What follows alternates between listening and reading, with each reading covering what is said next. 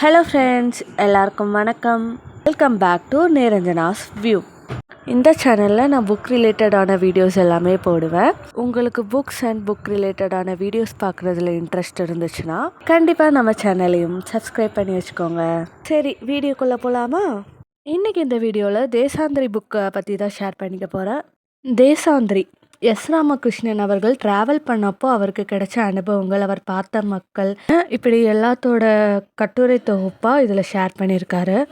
அப்படி இந்த புக்கில் மொத்தமே 41 கட்டுரைகள் இருக்குது. இந்த கட்டுரை எல்லாத்தையும் படிக்கும் போது நிறைய இடங்களை பற்றி, நிறைய மனிதர்களை பற்றி நம்மளால் தெரிஞ்சுக்க முடியாது.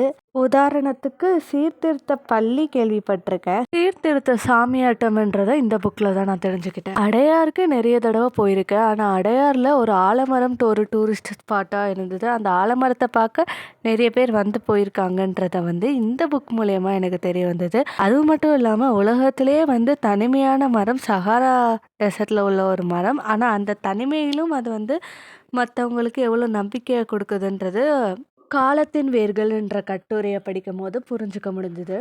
கும்பகோணத்து கோயிலை சுற்றி பார்க்க ஒரு நாளைக்கு ஆயிரக்கணக்கான பேர் வராங்க. அதில் கால்வாசி பேர் கூட ராமானுஜர் வீட்டை பார்க்குறது இல்லைன்னு ஒரு கட்டுரையில் படித்தேன்.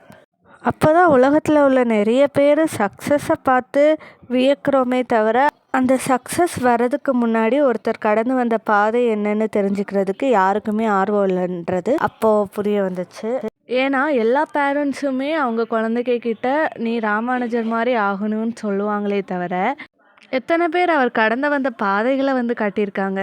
ஏன்னா எனக்குமே கும்பகோணத்தில் கோயிலை காட்டின பெற்றோர்கள் ராமானுஜர் வீட்டுக்கு அன்னைக்கு காட்டல. இப்படி பல விஷயங்கள் எனக்கு இந்த புக்கில் அனுபவமாக கிடச்சிது. உங்களுக்கும் ட்ராவல் பண்ணாமையே ட்ராவல் பண்ணணும், உட்காந்த இடத்துலேயே பல இடத்துக்கு போகணுன்னு ஆசை இருந்துச்சுன்னா கண்டிப்பாக உட்காந்த இடத்துலேயே இந்த புக்கு பல இடங்களுக்கு கூட்டிகிட்டு போய் அதோட அனுபவங்களையுமே நம்மளுக்கு தருகிறது. ஃபைனலாக இந்த புக்கில் எனக்கு பிடிச்ச 2 கவிதைகளை உங்களுக்கு ஷேர் பண்ணிக்கிறேன். முதல் கவிதை: கடவுளை கண்டேன், எதையும் கேட்கவே தோன்றவில்லை, அவரும் புன்னகைத்து போய்விட்டார், ஆயினும் மனதினிலே ஒரு நிம்மதி. அதாவது எதையேனும் சார்ந்திரு, கவித்துவம், தத்துவம், காதல், இங்கிதம், சங்கீதம், இப்படி எதன் மீதேனும் சார்ந்திரு, இல்லையேல் உலகம் காணாமல் போய்விடும். இந்த 2 கவிதையுமே ரொம்ப சிம்பிளாக தான் இருக்குது. ஆனாலும் எனக்கு ரொம்ப கனெக்டடாக இருந்துச்சு.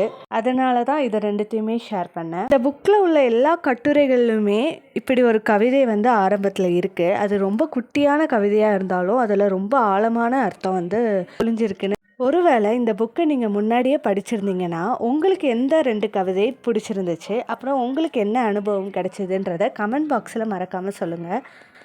ஒருவேளை படிக்கலைன்னா உடனே போயிட்டு இந்த புக்கை படிச்சுட்டு உங்களுக்கு கிடைச்ச அனுபவத்தை என் கூட ஷேர் பண்ணிக்கோங்க. நன்றி.